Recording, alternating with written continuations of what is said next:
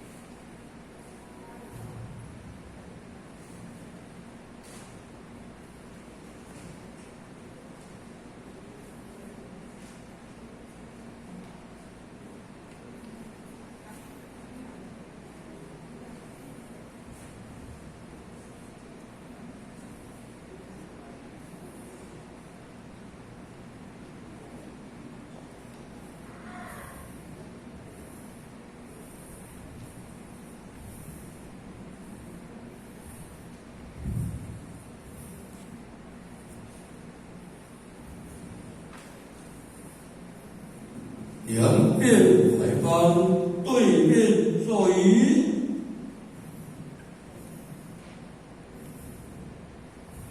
就拜位，坐椅，跪礼，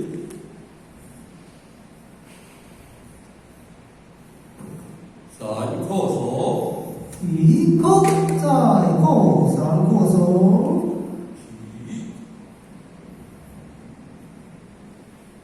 坐椅，前进就先位，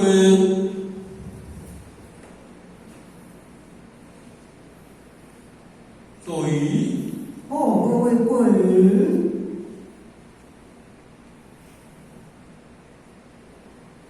三叩首，一叩再叩，三叩首。谢，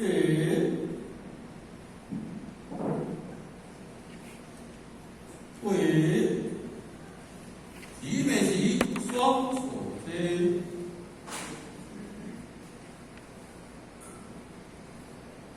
齐眉齐，坐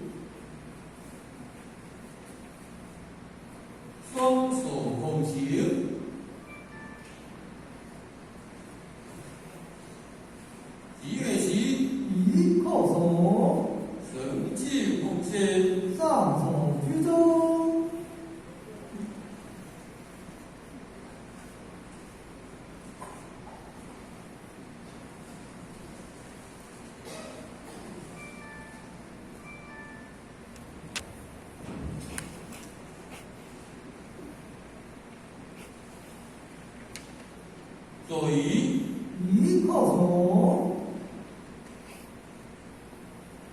斜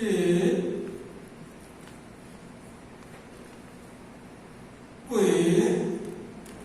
起的是双手接，起的是座椅，你第七条去也行。哦，双手放球，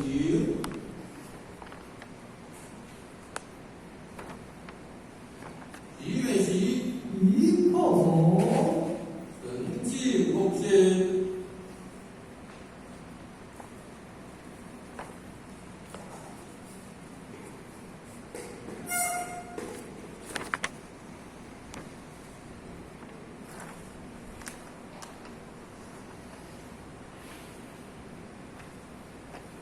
座椅，椅靠左，斜跪，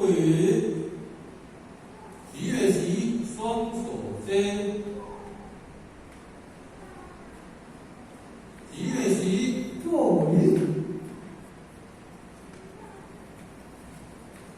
双手放球，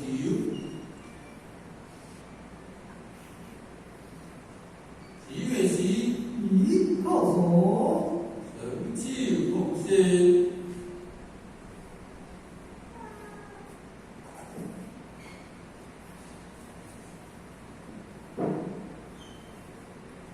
座椅，三靠手，椅靠再靠三靠左，起，座椅，各归摆位，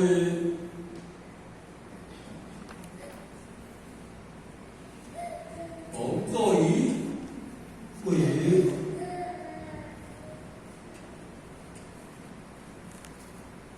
三靠手，椅靠再靠三靠左，起，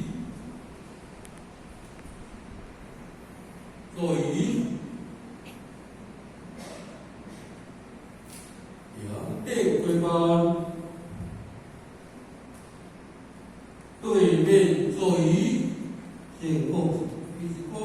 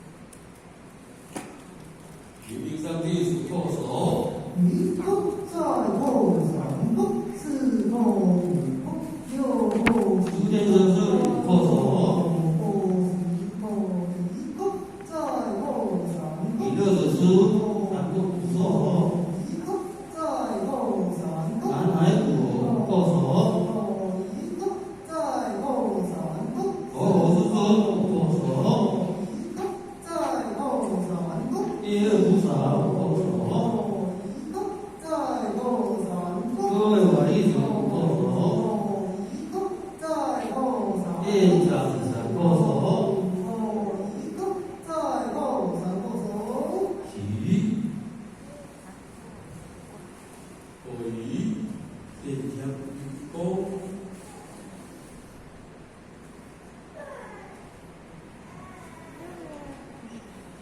先五下，向五角五行30公里，先到一勾，再一勾，算一勾，温到一勾，再一勾，三一勾。新义和读经状元评鉴会考活动开始，向五级寮行30公里前到1鞠躬，再鞠躬，3鞠躬，坤到1鞠躬，再鞠躬，3鞠躬。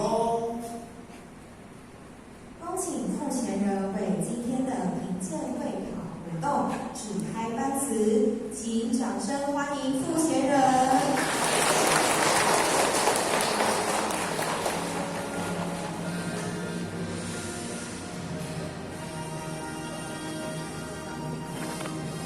前到1鞠躬，坤到1鞠躬。傅贤人好。目前好。请坐下。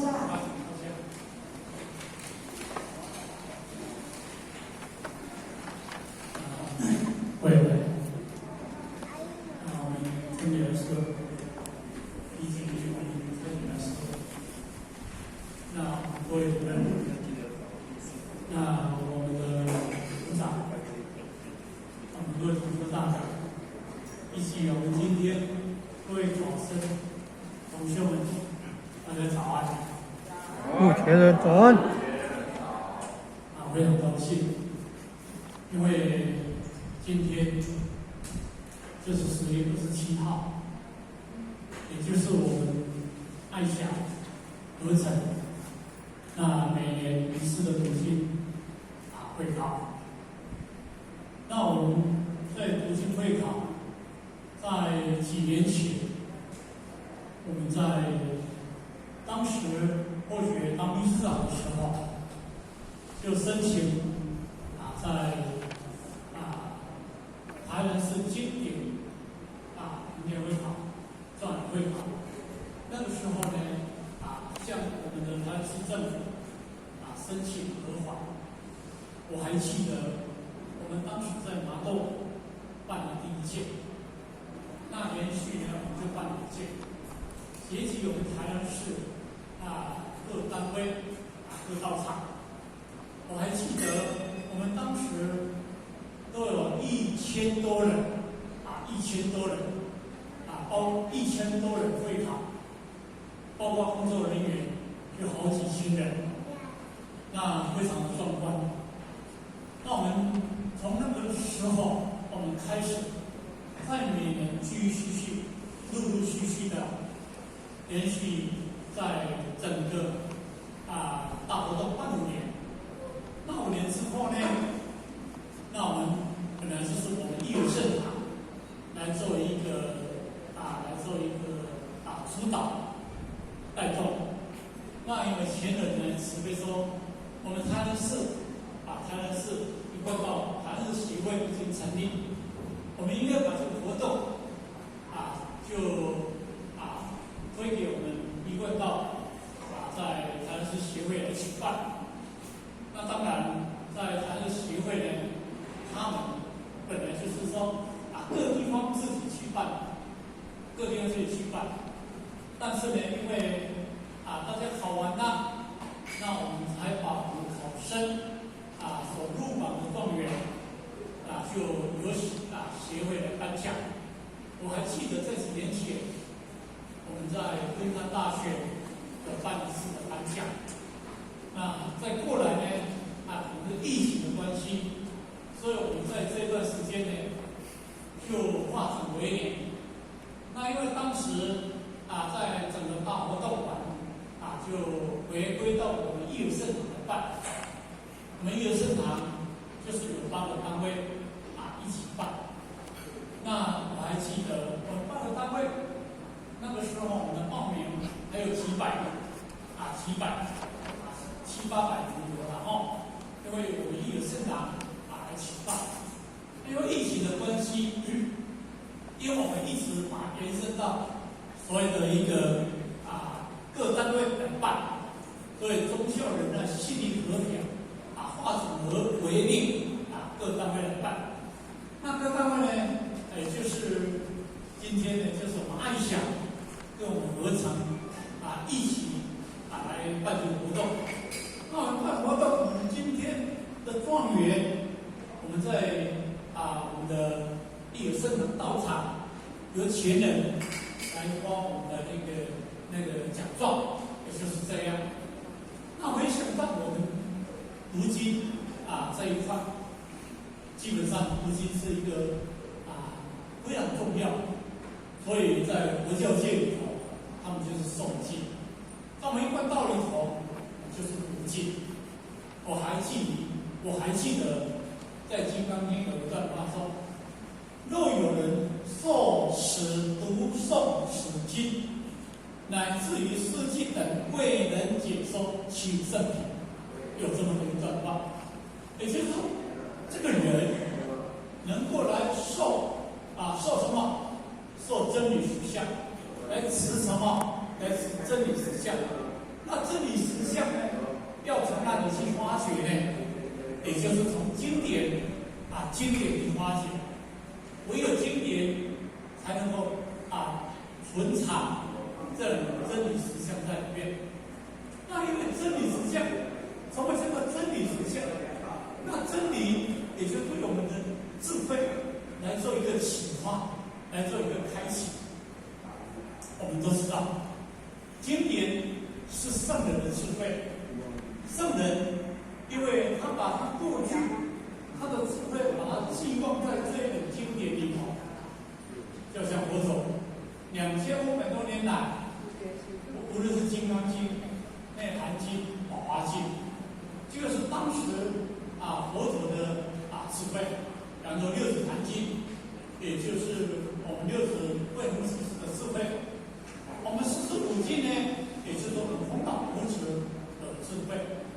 那我们的《道德经》、我们《心经》，也就是我们老子的智慧，也就是过去的圣人，他在几千年、在几百年，他们当然肉体没有办法活出这么久，于是呢，他们在当时他们就用他们的智慧开启这一种的无尽的宝藏，也就是经典。那经典呢，因为他们把他们的这种真实的道理放在这部经典，所以经典一直流到现在。那我们有一句话说，经典有圣人智慧在里面，经典能够藏黄金屋，在经典里面的黄金，我们就去挖掘它。所以我们如果每一个人能够去深解我们经典的里面的内涵，对我们人生来讲太重要的意义。为什么我会这么讲？我还记得我们的小朋友年纪小小的，无论是年纪小小也好，也是中年也好，也是老年也好，我们3代4代我们都在背经。为什么？小孩子不可以输在起跑点。你给你的孩子3年，你的孩子给你1辈子，因为3年就是孩子成长的过程非常重要。为什么？一个小孩子头脑就好像一块的空白蛋，他的头脑如果能够吸收圣人的这么的精华的经典，在他的头脑里头，这个叫做智慧。把圣人的东西，把它招入到我们的头脑里面来。你看这个孩子会是在起跑点。我还记得小朋友，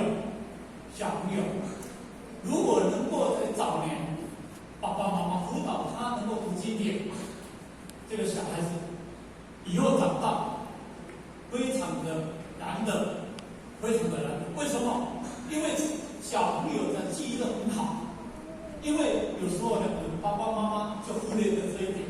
麻烦是不是爸爸妈妈对读经也没有兴趣？他没有兴趣，就把孩子带没有兴趣，所以孩子在整个黄金的过程之中来流失掉，因为什么？爸爸妈妈的关系。但是因为这黄金时期流失掉，你又再把它找回来，没有机会。那么是讲，你给你的孩子3年，你的孩子给你的1辈子。为什么？因为他把基础他已经砸好，那既然把基础砸好了，他已经以圣人的智慧来管理他，不要你去管理他，因为他已经知识达理，他已经懂得他人生的方向与人生的目标。我还记得我那些小孙女，我那个大孙女允，二孙女选，3孙女就好像抢，因为他们在早年，他的妈妈和他的爸爸就一直在辅导他父亲，当然，小孩子刚开始跟着妈妈朗上口，那到一段时间他就习惯了。你问他哪一段，他就把你后半段就把你读下去。有一次，我时常在讲笑话，我的孙女在玩那个什么拿1个小时在拍，那后学就把我这个孙女的小学拿来拍，那我孙女就马上回有一句话说“倘不问即为托”，但其实这句话呢是在《弟子规》里面的一段话，倘不问即为托嘛，那我的那个女儿我那个女儿背，因为当老师看也有背了爸，那你呢讲这句话你知道吗？基本上当时你才会后学，会《弟子规》也没有认真去背了。因为小孩子嘛，一念过去了，我没有再这句话。那我的那个女儿就跟我讲说，他这一句话是在《弟子规》里面的一段话拿出来讲。你没有经过的同意拿我的东西，你是小偷。小孩子这么小孩子的样子，3、4岁的小孩子能够用这么的圣人的智慧这句话来教导你，你拿我的东西，你就要跟我讲你的同意，很有文化，很有水平。那当然，这个孙女现在就考到北一女去了那因为有读经的孩子，他的确到他这时间，他智慧已经开了，那以后他后半的人生，他越走越顺畅，越走越顺利。这个是在小孩子这么的过程。我们中年人、年轻人，如果能够背经，你看他有经典来引导他会走出一条很健康的路，他不会走偏，他不会走歪。有一句话说学音乐的孩子不会变慢，对不对？但是呢，不是学音乐的孩子不会变慢，因为他们还没有机会变慢。真正不会变慢是读经的孩子才不会变慢。我们现在看到社会，很多年轻人吸毒，很多年轻人帮派打架，我们都看到什么成绩。当我们一个孩子，年轻的孩子走向不归路的时候，你当爸爸妈妈，你心会苦吗？你心会痛吗？当然，你心会痛。那如果你今天把你儿子、把年轻人把他引导到道场，他能够学习圣人的智慧，你不要叫他，慢慢他自然而然，他就去学习，他就会开启他的智慧。不要说你本身而去辅导他自然而然圣人就会圣就在他的旁边就辅导他。按照我们老人今天最高年龄几岁你知道吗？我们那位 T 弟今跟你一起来背经。好，最小几岁？3岁、2岁、1岁。好，最小的可能是2、3岁吧。好，最高龄的是97岁。所以这是学不厌，他叫学，不到学到老。这种读经是一个非常非常好的文化。所以我们虽然在今天报名，我们包括课程报名，可能是50-60几位吧，应该是60几位吧。因为本来我们爱想，在前几年报名都有100多位，光是爱想就100多位。但是呢，因为这几年来疫情的关系，所以我们的报名这一块有慢慢的下降。也希望我们在疫情过后，我们了解，真的要成佛，要成菩萨，我们的头脑一定要去装圣人的智慧要装圣人智慧，这是我们一个选择，一个正确的一个方向。那当然今天大家抱着一个诚惶诚恐的心来背经，但是呢，因为大家压力太大了我看我在讲，大家都没有在听了因为现在大家都在反复认识，是在背我的经我都知道了这个就是什么呢？这个就是专一就是专心了，这个很好现象因为我想这不重要，你们今天要背的才重要，对不对？那我希望每一个人在今天的一个舒适的日子里，大家能够成状元，好不好？因为我的时间已经到了也不要耽误各位的时间。那下来呢，就给各位在今下午在早上那个时间给大家好好发挥。那最后也祝各位在读经会大家圆满成功。好，谢谢各位，谢谢。大众集体。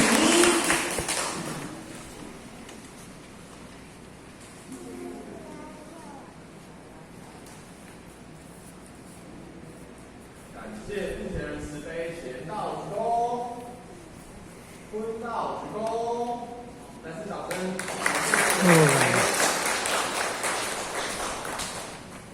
请坐下。